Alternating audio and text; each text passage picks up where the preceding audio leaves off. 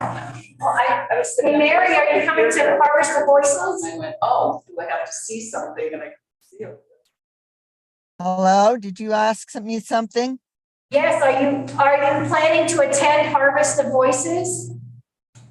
I don't know that I can make it. I am in Carbondale, zooming off my phone. I got stuck in Glenwood Canyon coming back from Denver.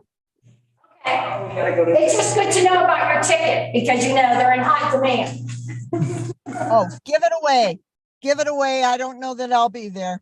Okay. Hi, Nick. We might save it for you.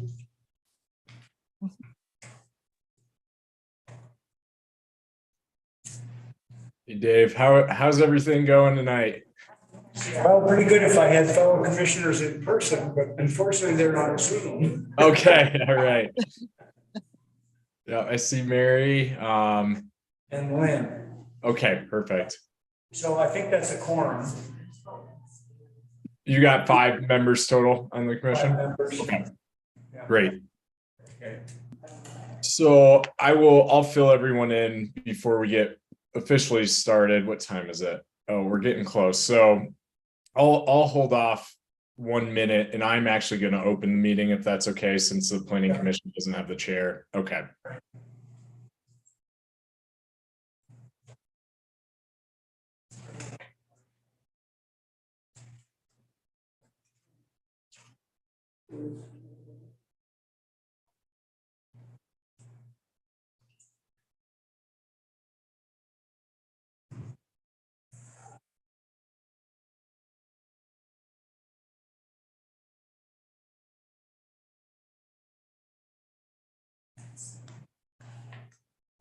Goodness.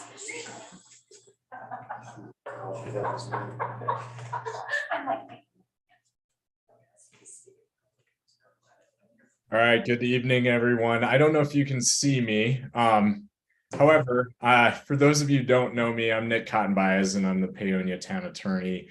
I am going to chair the beginning of this meeting because, as I understand it, the Planning Commission doesn't yet have a chairperson.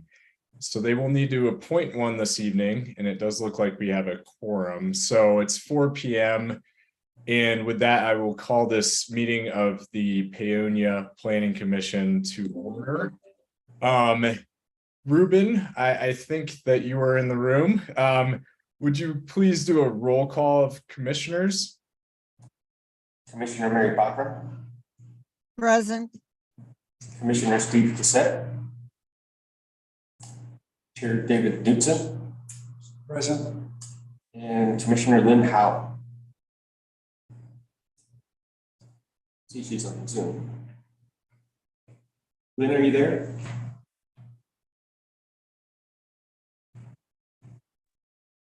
Present. Perfect. And Dave, I just heard Ruben call you the chair. Does that mean that you were chair previously last year, or did I mishear him? It's on my list as chair. I guess I'm listed that way, yeah. Okay. Do we have any history of that having been formally, was that a formal action of the commission designating you chair?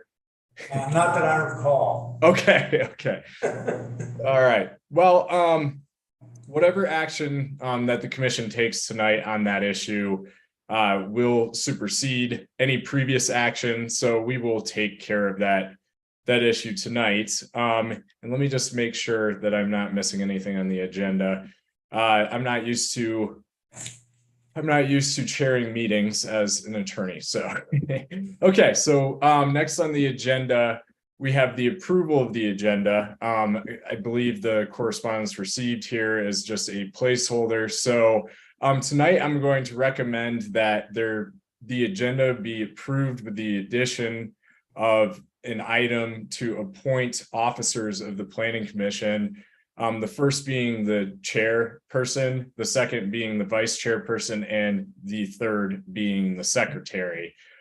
So that everyone knows, the duties of the chair are simply to run the meeting, to chair the meeting, not to use the definition in the definition of a term, but basically running the meeting, and then the vice chair would run the meeting in the absence of the chair, and the secretary in essence would attest to the chair's signature on approval documents.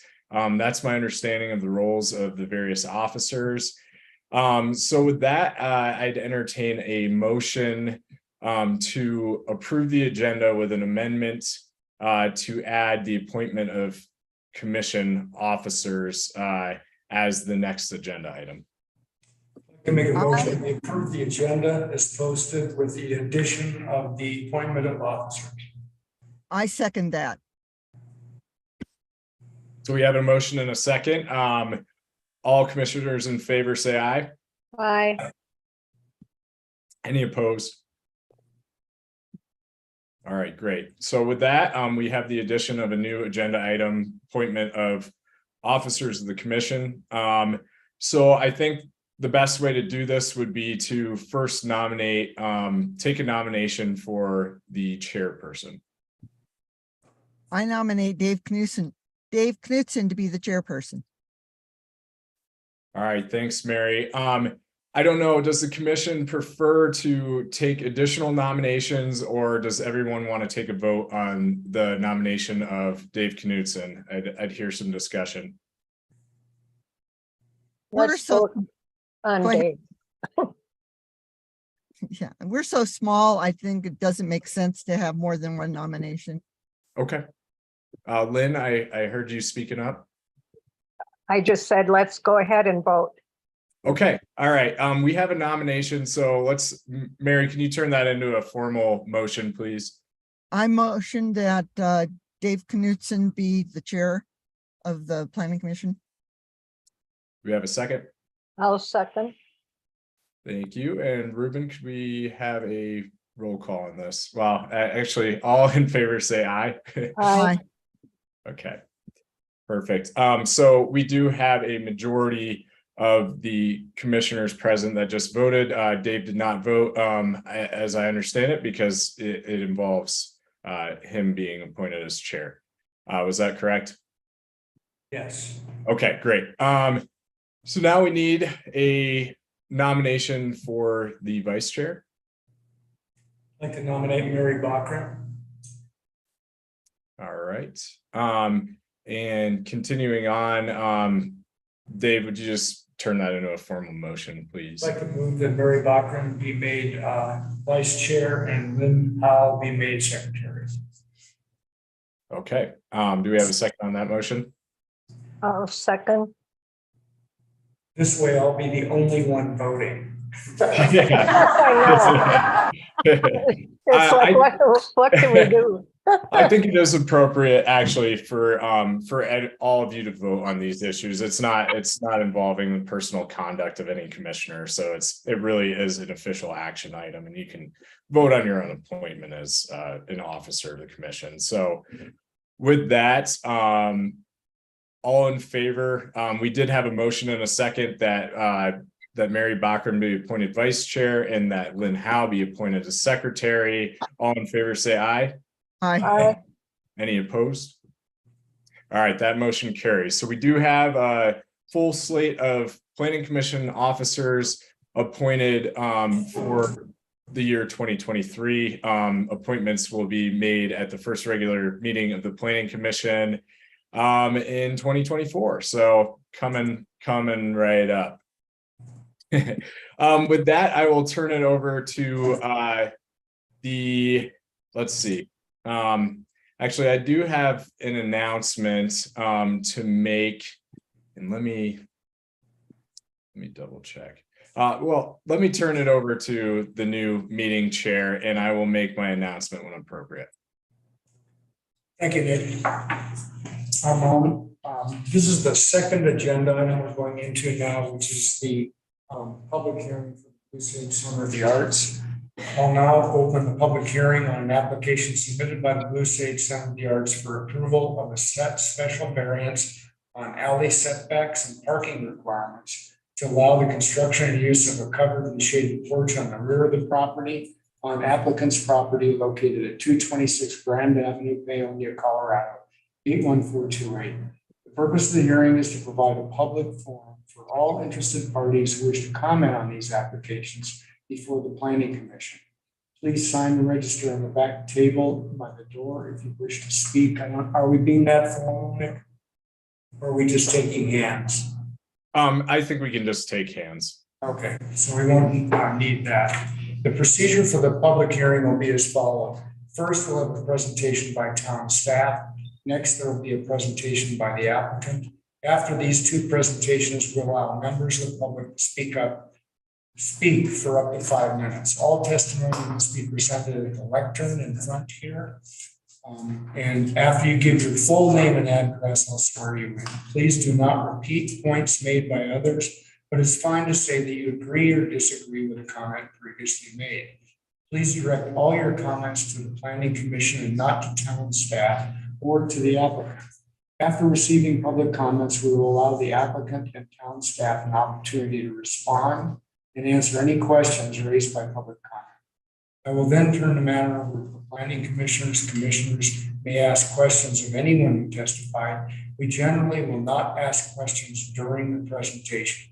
Finally, I'll close the public hearing and the planning commission will discuss the matter and may take some kind of action. Once the public hearing is closed, no further comment from the applicant or public will be taken.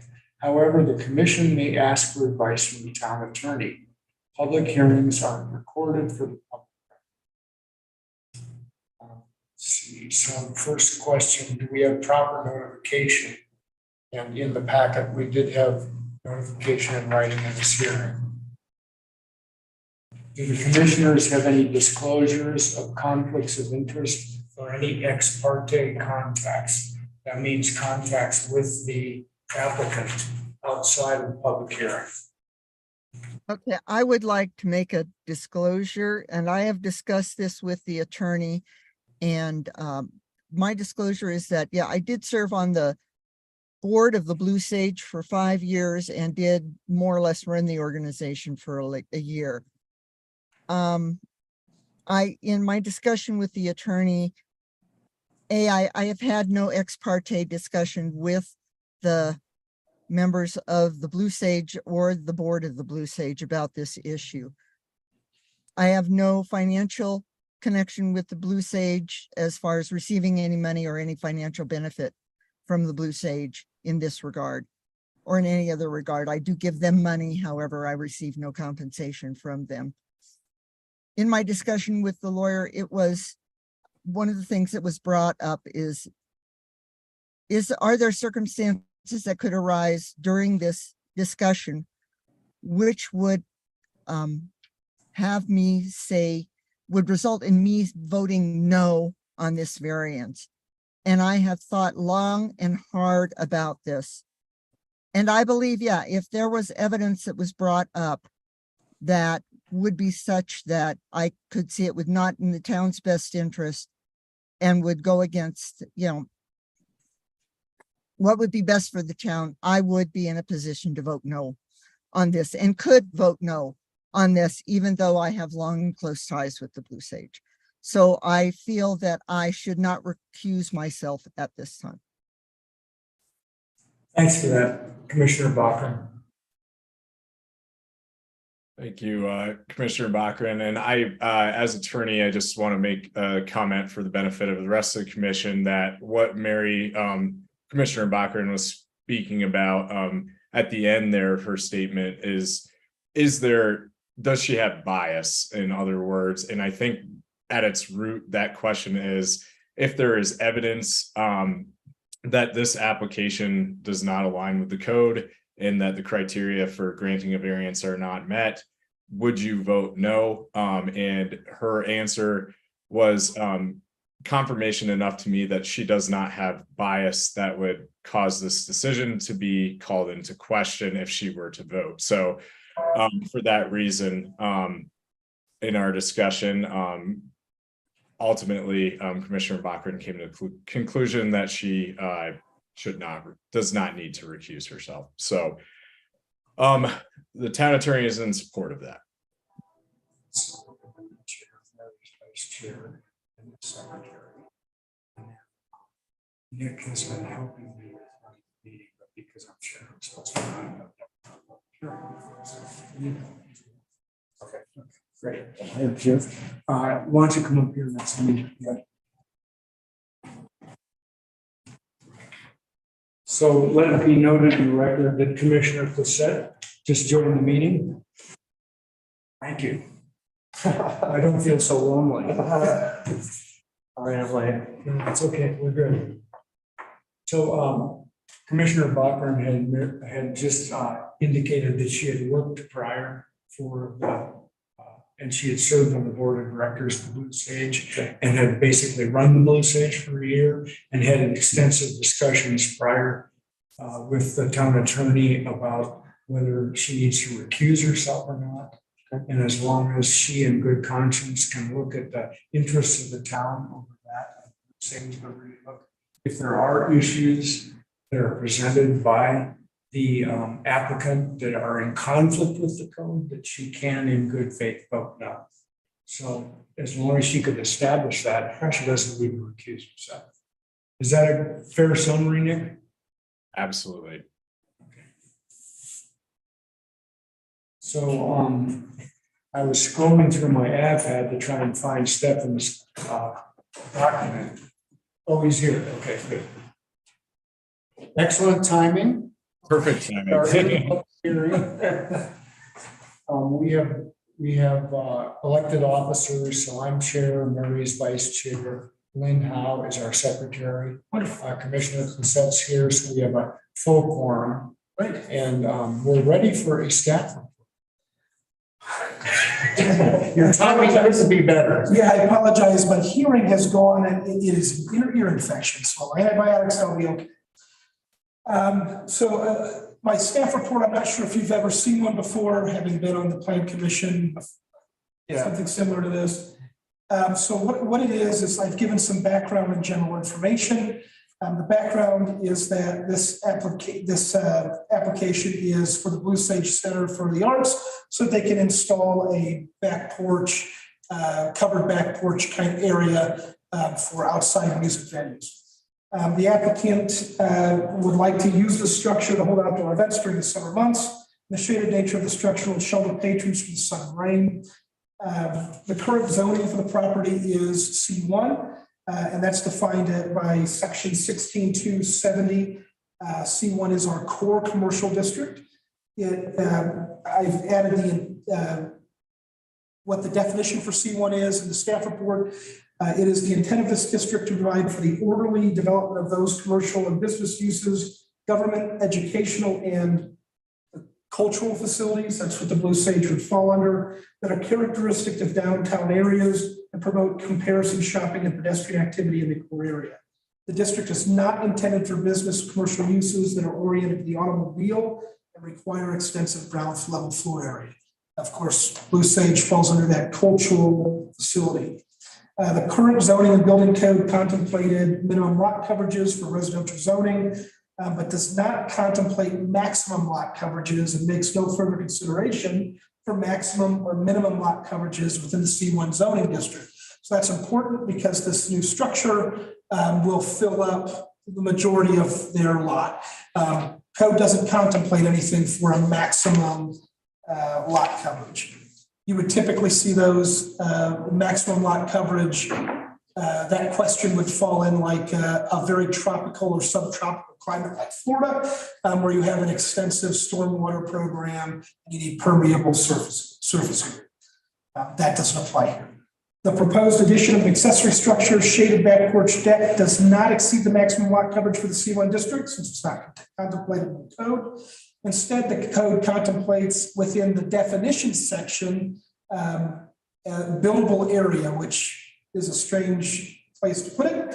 The portion of a lot, parcel, or tract of land excluding all required yard area where a building could be located in accordance with provisions of this chapter. This guidance and the definitions of the buildable area effectively still gives no limit on a lot coverage.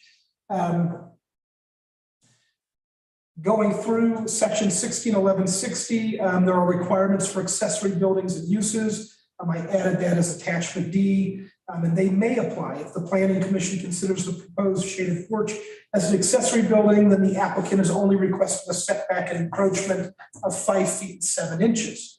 The applicant currently has an occupancy limit of 144 for Curtis Hall and 110 for the gallery and gift shop for a total of 254 amongst both uses. The applicant has also provided with them an agreement for the town that says they're not looking to increase their occupancy load. They're looking to keep it exactly as it is. Section 60, and then the next item for discussion is section 16610, off-street parking spaces required. Specifically, there's table 16-5, which requires places of public assembly such as churches, auditoriums, meeting rooms, funeral homes to have 1 space for every 4 seats or benches in the principal place of assembly. Should the Plan Commission consider the Blue Sage Center for the Arts to be a place of public assembly, this would require a minimum of 36 off-street parking spaces for Curtis Hall. Section 16610, off-street parking spaces required, specifically table 16.5 requires retail businesses, except for furniture and appliance stores, to have 1 space for every 300 square feet of floor area. The gallery and gift shop has a retail area of approximately 1,500 square feet. That would require an additional 5 off-street parking spaces for the gallery and gift shop. Based off of the calculations for both Curtis Hall, the gallery and gift shop, there would need to be a total of 41 parking spaces required. Should the Planning Commission determine that the intended use of the Blue Sage Center for the Arts not fit within the definitions of public assembly and retail businesses, then section 16630 would apply. Parking requirements for uses not listed. For parking uses for specific uses not listed, the Planning Commission shall determine the appropriate number of parking spaces required based upon the type of activity, intensity, number of employees, and similarity to listed uses would apply. So it'll be within your discretion. To meet that, the applicant has also offered an agreement for the town to utilize off-street parking, public spaces, public parking areas, namely behind Town Hall and then also off of Main Street, to meet their required parking requirements. And I believe that's attachment F. E, yes. No, that one is actually attachment F, it looks like. Required findings needed to issue a variance. And Nick, I guess if you would want to, or required findings needed to issue a variance under consideration for special review. Nick, do you want to take this part from here since it's legal, I guess? Stefan, I have no issue with you taking this. But what I will add is there is some separate criteria in chapter 16, and I can read that criteria instead because I think it's a better fit. Does that sound good? That's fine. Okay.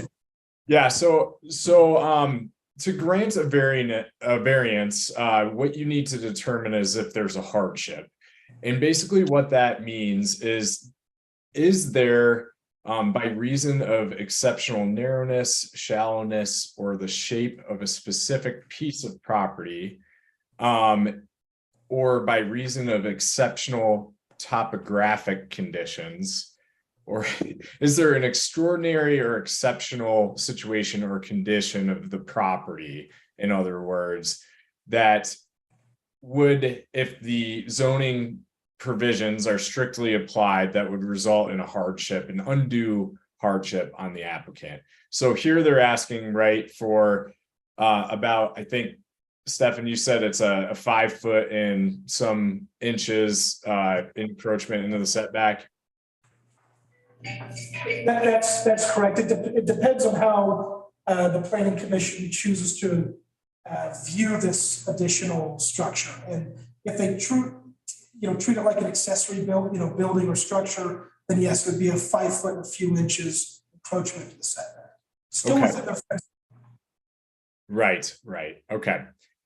So in order, if you find that hardship, then, your duty is to grant the minimum variance necessary to alleviate the practical difficulties or the undue hardship.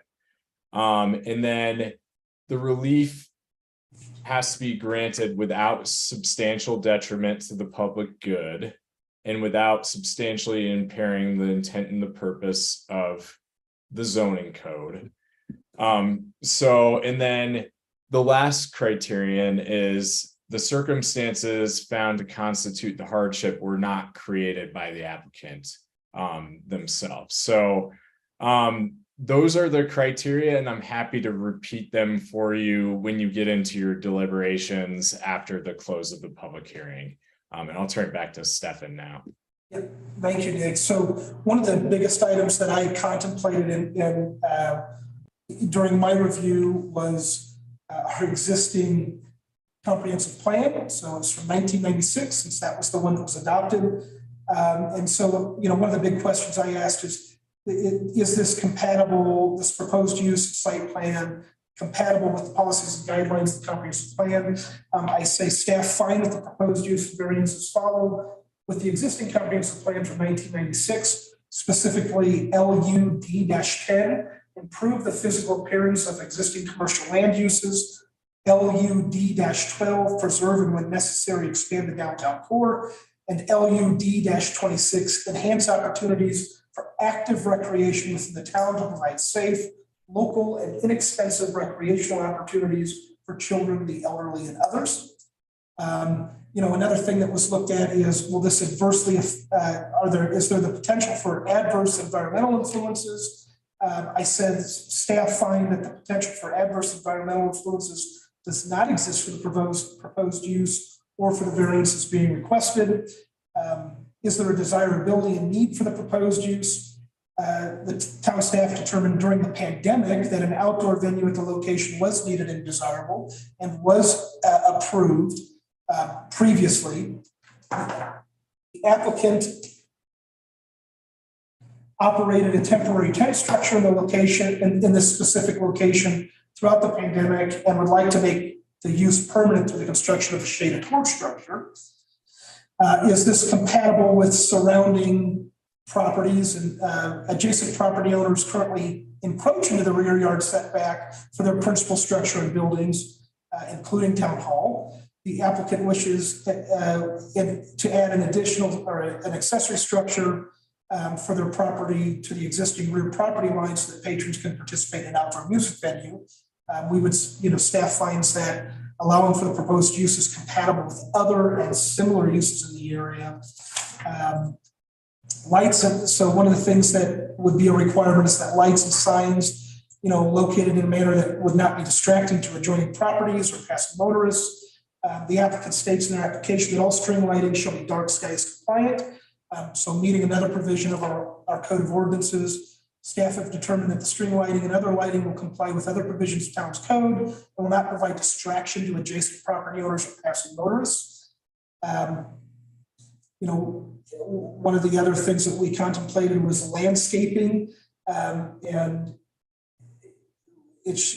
our code says shall be provided in areas near the public right of way located with consideration for energy conservation. An accepted plan must be provided for maintenance of the required landscaped areas. Staff have determined that this provision is not applicable since what's being sought by the applicant is in the rear of the property and abuts an alleyway. Control of storm drainage. There's not going to be any sort of change with this proposed plan for any issue with storm drainage. It's still a permeable area underneath the raised platform. Site design and building plans. We've already received some site design and building plans. And once this is either approved or, there's a conditional approval or denial, then they'd go through and try to get a building permit or this isn't a commercial or industrial use that would result in gas, odors, fumes, or noise, or any sort of glare or vibration from, an industrial use. And the applicant did state that their stream lighting will be dark skies compliant. As far as noise, the applicant stated in their application that there will be music for 1 to 2 hours in the early evening, that special events will not proceed past midnight. Staff finds that this provision of the findings be found favorable to the applicants, since there has been an existing use similar to what is proposed, and it fits within the goals and objectives of the comprehensive plan. Staff's final recommendation is approval, based on their recommendation, and the information, or based on our recommendation, information given by the applicant, the consideration given by the applicant for the different agreements that they've also given us, the benefit to the general public provided by the improvements, and with how the proposed improvements meet the goals and objectives of the existing comprehensive plan. The staff report concludes with 3 potential motions. There's a motion to recommend the approval, a motion to recommend denial, or a motion to defer the variance to the Board of Trustees. That's my. Thank you, comments here, staff. Are there any other staff comments coming from Nick or from any other staff members? Nick has said no. Okay. Set. Would the applicant or applicant's representative please come up to the podium, state your name and address for the record, and take the oath. My name is Deborah Musicar, 610 6th Street, Paonia. Okay, do you swear to tell the truth in this matter? Yes. Okay, and then go with your presentation, please. Well, Blue Sage had a temporary structure during COVID, and we found that it really brought in the group of people, different sections of the community. We were able to help local musicians because we give them a chance to perform. And this year, when we did not put up the tent structure and we started holding the happy hours inside, there's a lot less attendance. People really like the outside structure, and we actually found that that structure helped us with income. It was income producing. And so we're finding it a detriment right now to our finances, not being able to hold events outside because of our attendance is down. So we hope you work favorably on our request. Anything else? I don't think so. Well, there's a chance for public comment. Okay. So if other people come. All right. So that concludes the applicant and the staff presentation. I'll now open the public comment portion of the public hearing. Again, I'll ask each speaker to clearly state their full name and address for the record. Does anyone wish to address the commission? Don't be bashful. Will we get a chance to address after you all have discussed it, and so that we can maybe respond to issues that you bring up, or does it not work that way? No, in a nutshell, in a public hearing, well, I'll let Nick answer that, but in a public hearing. Mr. Chair, this is a quasi judicial hearing, so Right. our town attorney would have better advice. Sure, yeah, happy to. Yeah, so is the member of the audience that just spoke with the applicant, a representative of the applicant? Okay, yeah, so you actually will get a chance to address comments of the public and of the staff. Your presentation went after the staff's, so presumably you'd respond to anything that the public made in their public comment period. So if there are comments. So Nick, that was a little confusing to me. So we're going to have a number of people comment. That'll be the next part of the hearing, correct? This is the public. Correct. Okay. And then I think the question was more like, once we as commissioners start to deliberate, can the public then counter what we're deliberating. And it was my understanding that that's not the way the public hearing works. That is correct. So what will happen, Mr. Chair, is that the public will have their comments and the public comment portion of the hearing will be closed. Then the applicant will have a chance to offer further comments. And then after that, the commissioners can ask questions. And then what will happen is the public hearing will be closed. And after it's turned over to the commissioners, the applicant can no longer make comments. So you're right, there's just a little nuance there. And I think a follow-up question would probably come from the audience. Can the audience make comments at that time also? No, so the audience, the members of the public who aren't associated with the applicant have the chance to speak now, and this will be the only chance they will have to speak. Thank you. Please. So it's hard to, sorry, my name is Bobby Haas. Sorry. Bobby Haas, Okay. 126 Doors Avenue. Do you swear to tell the truth in this matter? It's hard to know what to talk about, given, I'm a board member, the board president of the Blue Sage. And one thing I wanted to point out is we have received a grant for this structure, or at least for a portion of this structure. We've also received rather significant support from the community to offset the outstanding costs that weren't covered by the grant. This is our problem, not yours, but we are in some risk of losing that grant if we can't move ahead with this project within a given time frame. And that time frame is probably somewhat fungible, but that does hang over our head. We've been working on this for some time. I guess it's obvious to you all, but it strikes me that what we're asking for is really no different than what all the businesses on Grand Avenue are now having. They all, but or most of them, up to the alley. In fact, some of them beyond what we're asking for. And I don't know that any of them are providing the amount of parking spaces that I understand that that is the new, that is the, but that's why we're asking for variance, because it strikes us that we're asking for what everyone else is not using. All the other good things I have to say, I don't that they have. Thank you.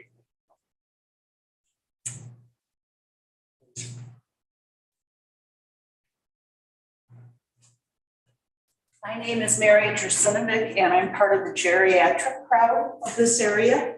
And I have to say that the Sage Alley outdoor structure was the best thing to happen in the 14. I forgot part of my role. Do you swear to tell the truth in this matter? Yes. So the geriatric part is part of the truth too? I'm just kidding. I said the geriatric part. The geriatric part, yes. Being able to go listen to music early, not starting at 7 or 8 o'clock at night, but starting at 5 o'clock and having it outdoors was wonderful. I have attended some of the indoor ones since the tent was removed. The drawbacks are it's very small enclosed space. The music is too overwhelmingly loud for my very sensitive tinnitus-induced hearing. You cannot have a conversation with your friends because you're being rude to the musicians in a small space. And lately, I've been pretty apprehensive about going because I'm hearing friends are getting COVID again. Having it outside in a larger space, open air, I can sit in back, I can talk to my friends, I can still be entertained, and I can be home in time to make dinner way before dark. I love it. It's great. I just hope you approve it so that can continue.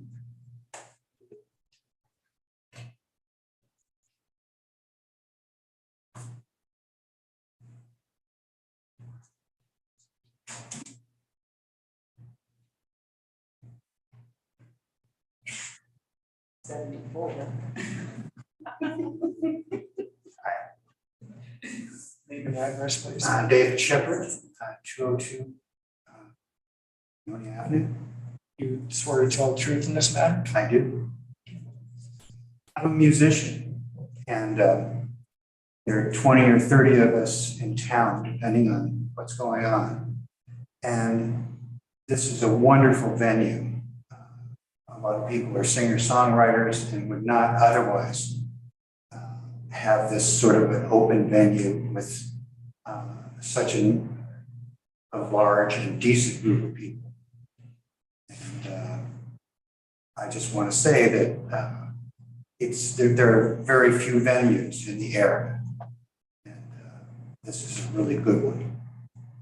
So that's all I've got to say. Thank you. And I want to say that I think the tent was very successful. It did its job, and this thing's backing up against an enormous brick wall with no windows.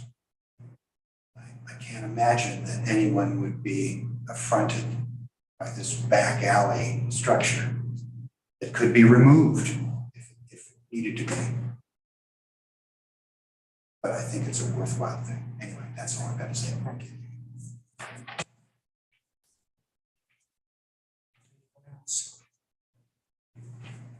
Please.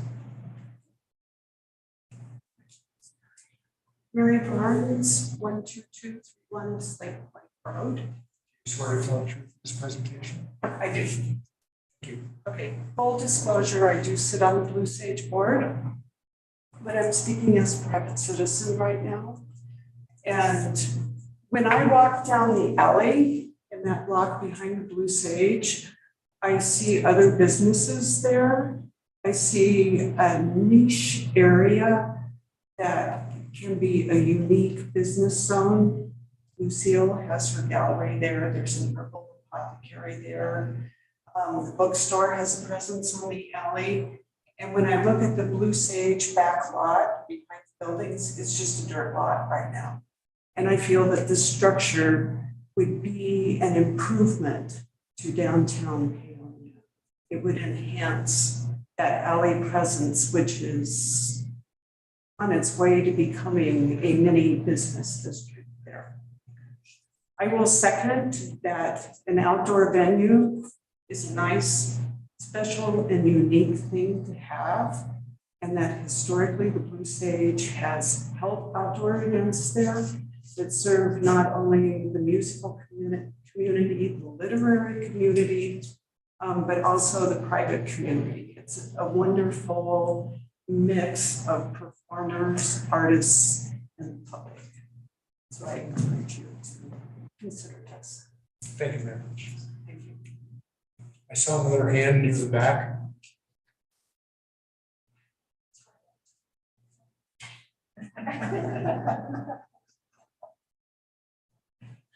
My name is Kyle Hopkins. I live at 36246 Sunshine Mesa Road. I am on the board of the Blue Sage. Swear to tell the truth in this matter.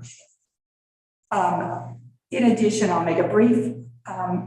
This facility also has the potential to offer other organizations a space. And I know KBNF have used it in the past during the pandemic for their annual meeting when you need a little bit less enclosed facility. And I think that's the one missing piece that I don't think the town has at the moment, is a facility that can hold I don't know how many people, but that isn't so airtight in case the security for COVID comes back again. Thank you. Thank you. Any other comments? Rock, paper, scissors. Elaine Greg, 1899 Oxhaven Road. Do you swear to tell the truth in this matter? First of all, I would like to support the staff's recommendation for approval of variances that have been requested here. I'm an avid supporter of the Blue Sage. I think it is Peonia, and Peonia is the Blue Sage. They really added nicely when they put the outdoor stage on during COVID, and it's really done a lot for bringing people in the community together. However, what I really want to comment on is parking, because it comes up periodically in this town, and it's all small towns. And I always have to laugh, I have to chuckle at it, because it really is the problem. And in past years, parking has come up, the addition of parking spaces. I don't know where those come from, where you build them out of the sky or what they do. But at one point in time, there was someone who challenged the parking ordinance. And I am a real believer in structure and ordinances and regulation. I think it's a good thing for the town. But it's probably not the purview of the planning commission, but I would ask the town to take a look at its parking ordinance. At one point in time, when someone challenged the parking ordinances in the town of Paonia, I had a little too much time on my hands, and I sat with a spreadsheet.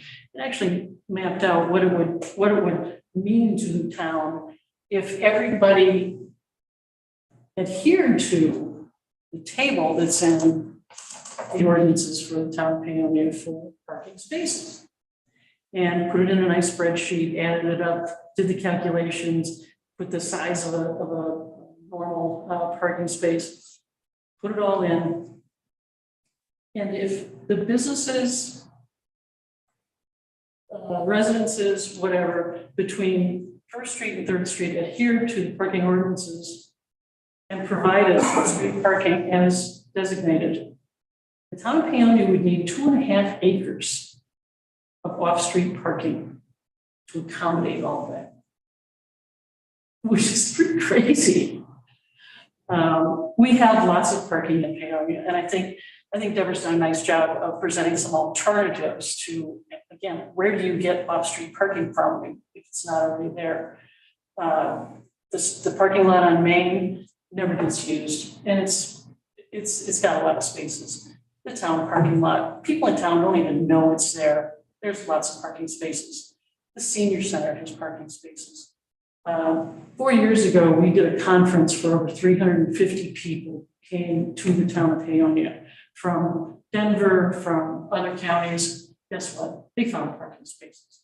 And having lived in major cities most of my life until moving to the North Fork Valley, it's a funny thing. I just have to chuckle every time parking comes up. And, if you want to stick it to people, 2.5 acres, I don't know where it comes from. But I would hope that doesn't hold up something as beneficial for the town as what the Blue Sage is trying to do. And there's certainly plenty of parking spaces. I'm happy to show you. I walked the streets before Rural Philanthropy Days and found them all. And there's hundreds. Thank you.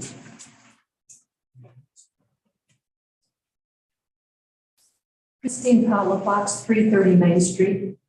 Do you swear to tell the truth in this matter? I do.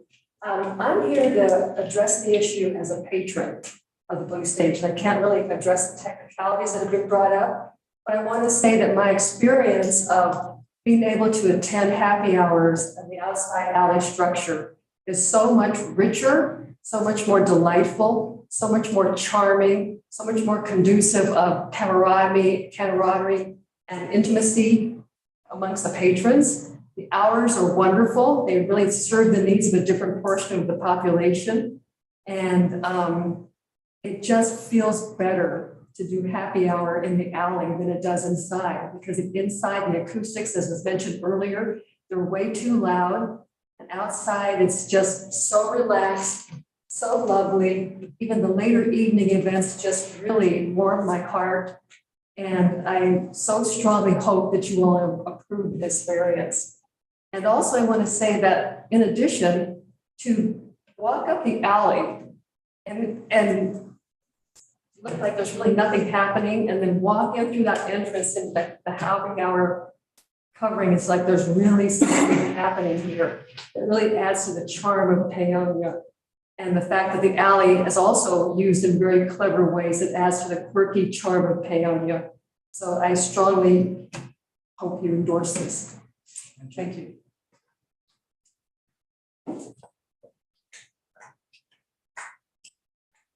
Lucy Hunter, 337 Main.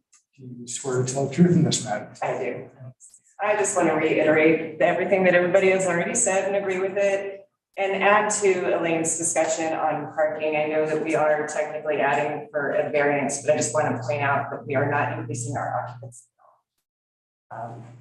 We intend to have the same occupancy for the whole Blue Sage, be it the two indoor areas and the outdoor area. We're not intending to add any to that. And so we really should have the same number of people, the same number of vehicles that we already have. Thank you. Are there any other comments? Well, first of all, I want to thank everyone for maintaining the 5-minute limit. That was easily done.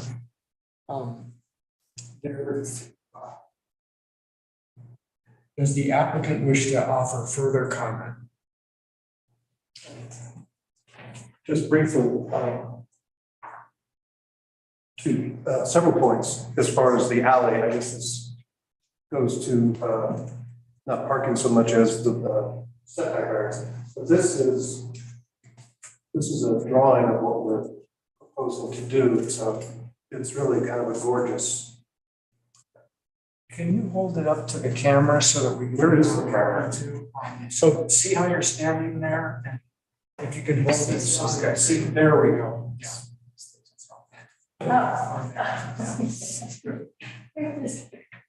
So it's a gorgeous post and beam structure, designed by a member of the community, Norm Lure. Lucy Hunter was very helpful in engineering this for us. So it's been stamped and ready to go. It is something that's going to, it's going to do what many of these people suggested, which is dress the alley and make it something that I think all of us can be really proud of.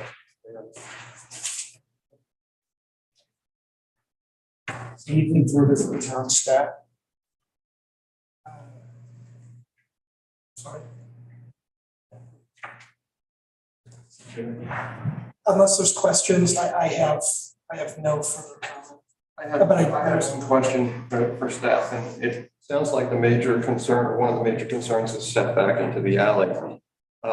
In terms of the way that this is designed, are there any concerns about side setbacks or anything like that? So, no, no, there aren't.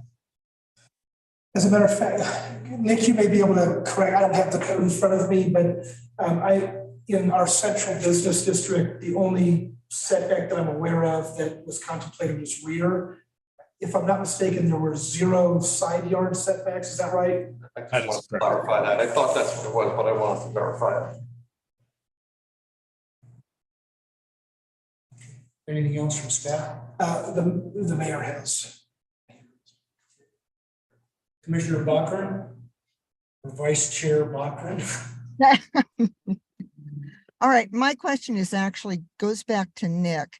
When you were talking in your original presentation, you mentioned hardships and you mentioned something else, and I didn't write it down right away. And I can't remember what it was. Unfortunately, what were the 2 points you covered? There was hardship and there was one other point. Yeah, let me pull that up, Commissioner Bachran. Yeah, so there are 3 criteria for granting a variance. One is that the variance has to be the minimum necessary to alleviate the practical difficulties or the hardship. The second is the relief has to be granted without substantial detriment to the public good and without impairing the intent and the purpose of the zoning code. And then the last, the hardship cannot be created by the applicant, and it shouldn't be due to or the result of the general conditions of the district, and cannot be practically corrected. So that language is bad, but the hardship can't be created by the applicant, in other words. So here you're looking for a hardship, and the variance, it needs to be minimal, and you're looking at the neighborhood, the neighbors, and whether this is something that is in line with the neighbors, suggests that it would not be detrimental to the public good. It may suggest that, so that might be how you look at it. And then you're looking at to see if the hardship was created by the applicant as well. So hopefully that's helpful. It's not always a clean fit, but it sounds like you're thinking about it in the right way. Okay, thank you. The other question I have is on the parking. So, Mr. Nguyen, when you talked to the applicant and you went through everything, were you satisfied with the solution that the Blue Sage came up with for use of the town parking lots, the 2 different parking lots, and then the street parking lot? Was that sufficient for your uses of this? The simple answer is absolutely yes. Okay. And that's why it was in my staff report. I do have to agree with what we heard from one of the public comments, that our parking code definitely needs to be revisited. Okay, thank you. The other thing is, do you know how many spaces, wait, can I finish? Do you know how many spaces are currently available in the town parking lots? Both the one across the street from the Flying Fork and the one behind Town Hall? The town hall, the parking behind Town Hall should be enough to satisfy the requirement.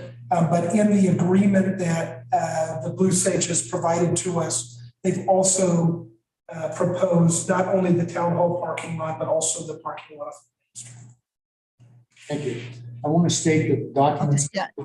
part of the record for this public hearing include all application materials submitted by the applicant, all materials included in the planning commission packets, all written referral and public comments received regarding the application, the notice of hearing, and the town's subdivision and zoning ordinances. Does anyone have any objection to inclusion of these items in the record? So we'll continue with the questions from the commissioners and deliberation. Commissioner Cassett or Commissioner Howard, do either of you have questions or comments you want to add to the record?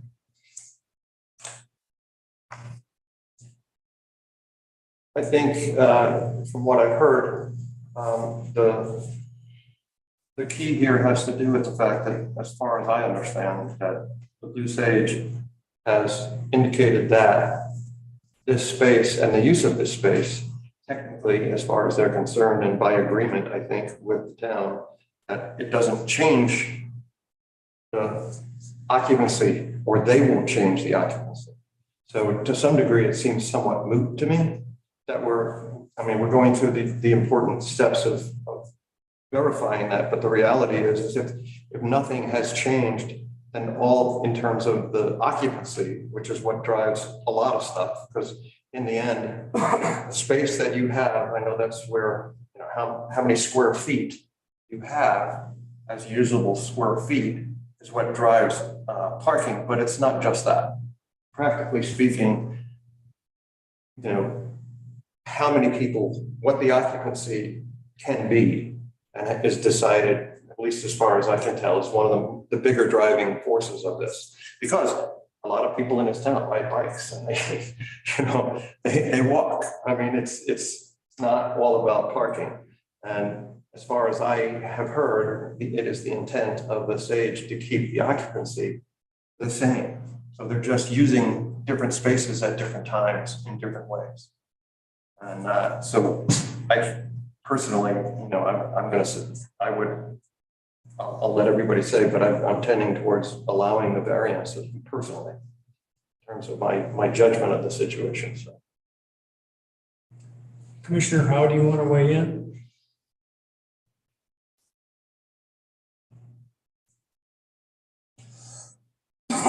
Yes, now that I'm secretary, I'm typing like crazy. Thanks a lot.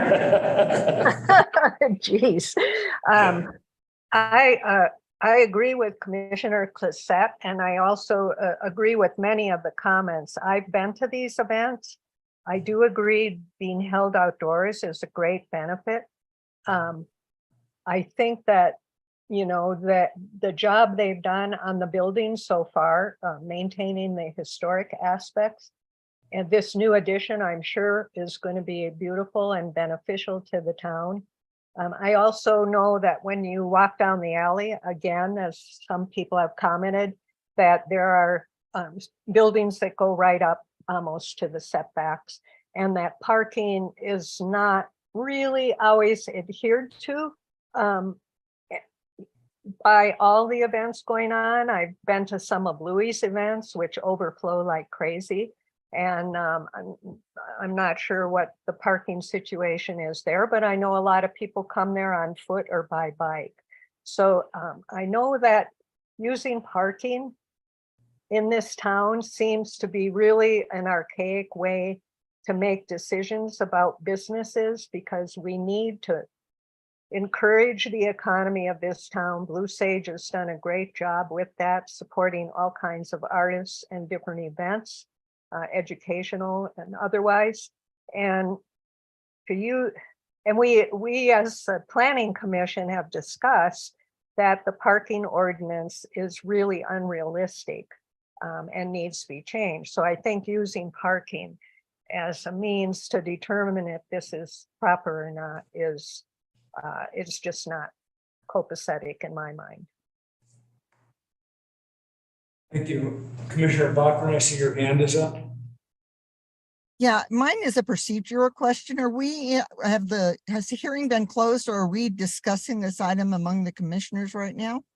This is the comment about the hearing record is done. We're doing questions of commissioners and deliberation. And I'm not closing the public hearing yet. Okay, so the commissioners aren't deliberating yet. Well, it says on my format here that questions from commissioners and deliberation. Yeah, and Mr. Chair, if I could just make a comment on the procedure.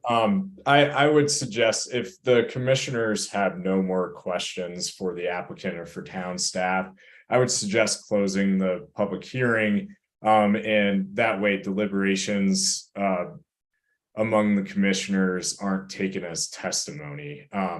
So I think it would be a good time. It sounds like there aren't any more questions, but if you have questions for me after closing the public hearing, that's fair game. So are there questions from other commissioners before we close the public hearing? I had a couple. One was about, there's a building permit associated with this. Not yet. There will be a building permit that will be filed for. And will that building permit include looking at electrical, drainage, and possible exits of people? If there's a fire or a problem going on, how do they exit from? So a building permit will contemplate ingress, egress. We're kind of preempting the drainage issue with the staff report that's been provided to you for this plan commission. And then, I'm sorry, your last question.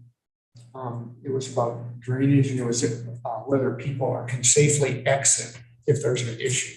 The building permit will talk about ingress and egress. Thank you. That's all the questions I have. If there's no further questions from the commissioners, then I will now close the public hearing and turn the matter over to the Planning Commission for consideration of the resolution listed on the agenda. Mr. Chair, as a point of formality, every time a public hearing is closed, you gather. I usually bring a chime. Thanks.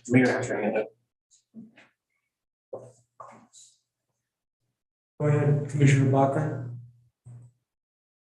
Okay, well, having listened to everything and thought about this and read all the materials, yeah, I think this is a prime example of a good use of a variance.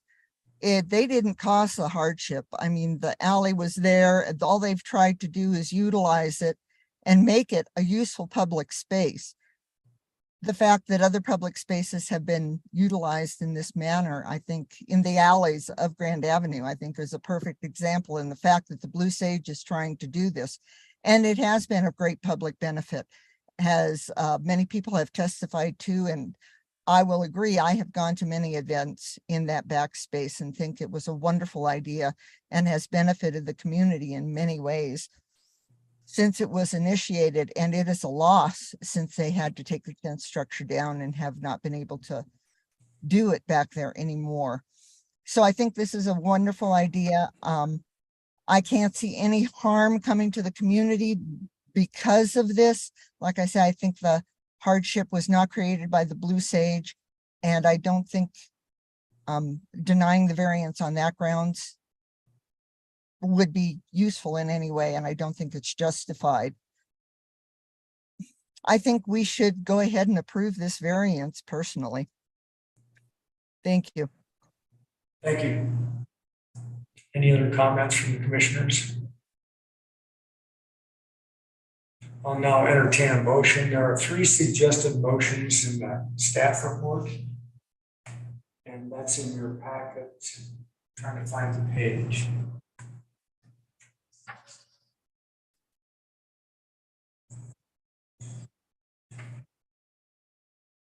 I would make a motion.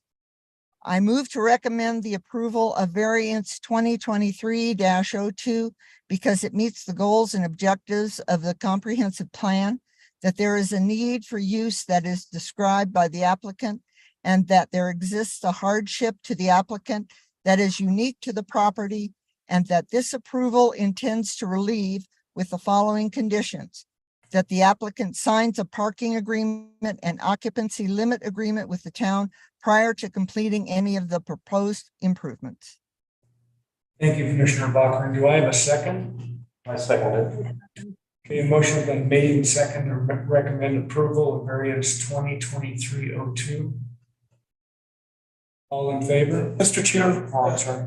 Aye. For discussion, sorry, there's normally discussion before vote. Before vote. Yeah, I just want to make a clarification as well, if I may, Mr. Chair. For this public hearing, had you gone over if things have been noticed, properly noticed, and fees received? Okay, sorry. At the very beginning, we read the format. Well, I was, okay. Yeah, I know you weren't here. We covered our bases. Okay. So any discussion before we make a vote on the motion? Okay, all those in favor signify by saying aye. Aye. Aye. Any opposed? Motion passes unanimously. So if there's no further discussion, I'd entertain a motion to adjourn. I make a motion to adjourn. Do I have a I'll second? second. All in favor? Aye. Aye. Again, it's unanimous. Congratulations. This will go on to the town council for final. Thank you, Nick. Yes, thank you. Thank you so much, Nick. Thank you, Nick. You guys, thanks. Deborah, one quick note. Yes. Deborah, at this point in time, I can't make it. Okay, we're recording it. This guy right here. We're recording it. It'll be next. It's on.